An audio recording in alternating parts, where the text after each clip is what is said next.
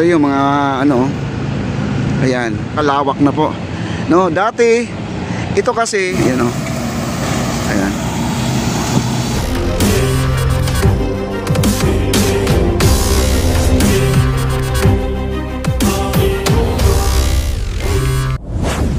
Guys, kumukulog na. Nandito po tayo sa may likod ng post office. Ayan po ang ating post office. Ito yung dead end natin. Ang likod nito ay pasyalan na. Yun na po yung ating phase 1A, no? Phase 1A. At ito na po yung ginawa nila ngayon ang ating 4C, mga kaibigan. Napakalawak na po.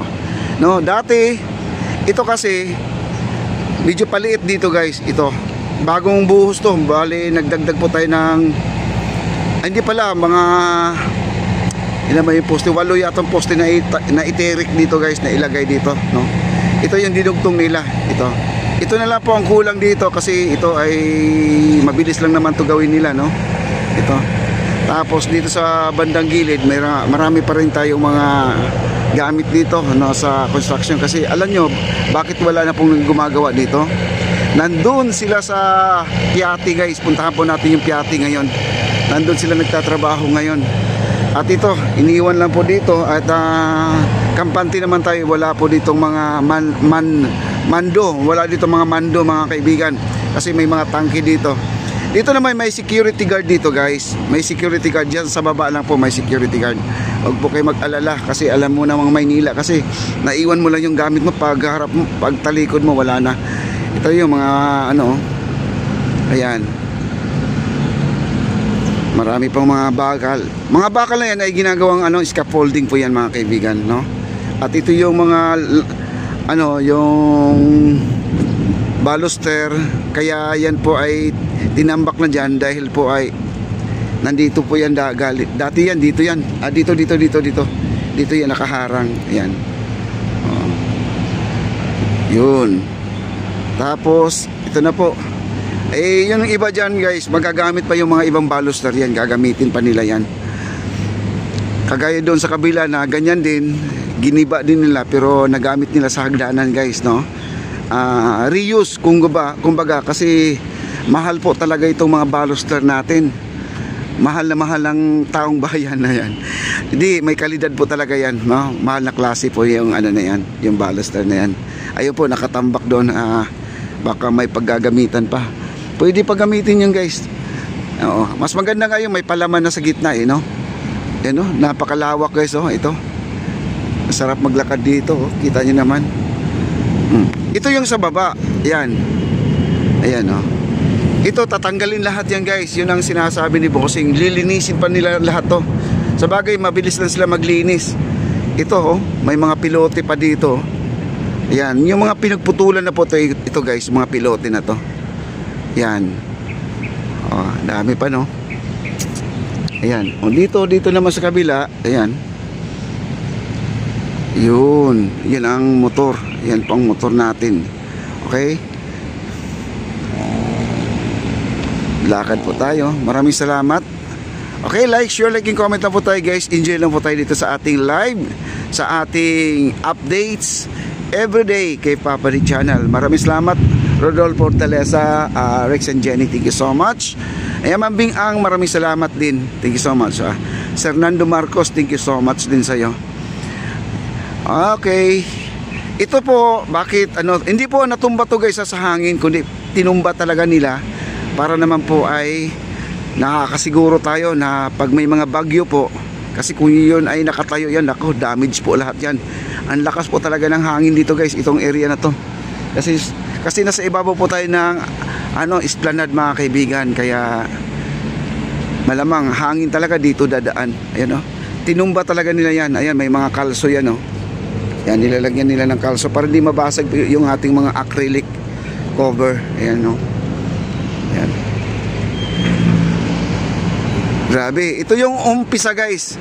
Mula dito sa post office, yung may yero doon papunta sa Arroceros. Halos dalawa na lang po ang ikakabit dito para mabubuo na po. Dugtong na po lahat tayo. Papunta na po tayo ng Arroceros talaga. Ito na lang sa may MacArthur Bridge na po yung GFFC. Yan na lang po inaantay natin, no? Kasi doon naman sa kabila, yung 4C CDI ay nagporma na po sila para sa buhos. Ang ating tinatawag natin na steel deck ay halos kompleto na po. May steel matting na rin po tayo kahapon. Naglatag na po sila. At bukod po dito guys, itong ginagawa ng ating Pabian ay naglagay na po sila ng flooring. Yung bakal na yung ano ba yan, yung pinagsasahig. Tapos ito mayroon silang nilatag dito. Di ko alam kung kanino tong steel matting dito guys. May steel matting kasi dito. Ito, ang daming steel matting. Ayan, steel matting. Di ko alam kung kanila bossing to o doon sa sa Pabian mga kaibigan, no. Ayan, ang daming steel matting, ayan, bagong deliver lang po yan guys. Ito, steel matting. Ito, ready na po. Ayan po, pakurbada na, pababa na po ang kanilang ginagawa ng 4C mga kaibigan. Ayun, yun, naka na. May biga na, nabigahan na po yan. Ito na lang po ay tatambakan na lang po ito.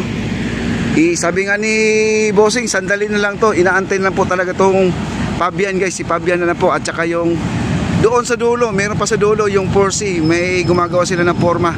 Puntahan po natin guys. Kahapon nandun po ako sa loob ng floating, no? At nagsilong na ako dahil napakainit po guys. Kasi sobra talagang init kahapon. Umulan naman siya pero uminit naman. Ayan po, shout out sa mga pintor natin ng Pabian. Ayan, ito si 4C. Ayan si 4C nakaupo dito. Nilinis po nila yung side nila mga kaibigan. Ayan po. Yung mga orange at saka green ba yan? Ayan ang Pabian. Sila po. Tingnan mong bakal na ginamit. Matibay po yan guys. Grabe. Ang lupit na itong ginawa nila guys. Ayan yung mga brace nila napakakapal. Ayan na, meron silang tinutugtungan sa ilalim yung floating. Ayan ayan. Nililiha pa nila yan pipinturahan pang ilalim. Ayan, kita niyo naman, no?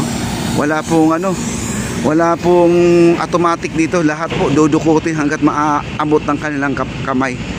Wow, grabe. Ang ganda. Siguro ang lampos dito 4 doon sa pinakadulo, 4, 5, 6, 7, 8, 9, 10, 11, 11 dito 11 dito sa ating likuran, 12, 13, mga 13 pang lampos ang kailangan natin dito guys, no? Pero doon naman nadaanan natin kanina, may mga lampos doon nakahiga. May kulang pa, pero at least nandyan na rin yung sa baba guys, ang dami pang lamppost doon sa baba. Ang dami pa, no? Grabe, ang ganda talaga dito. Doon 2, 4, 6, 8, 10, 12, 14. Sobra pa yata to, sobra pa. 13 lang ang kailangan natin na lamppost, pero 14 yun nandito nakahiga. Okay. Ngayon guys, punta na po tayo doon sa kabila. Puntahan natin sa kabila, ha? Ayan po, nagtatrabaho pa rin ang ating Pabian. Ayan.